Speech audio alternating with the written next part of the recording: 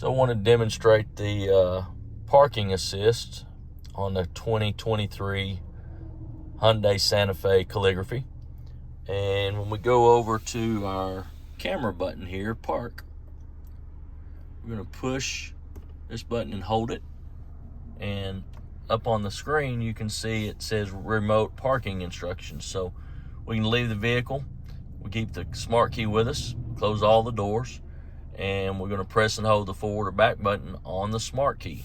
So what it's talking about is on your key, you can see the bottom here, P for forward and P for backward.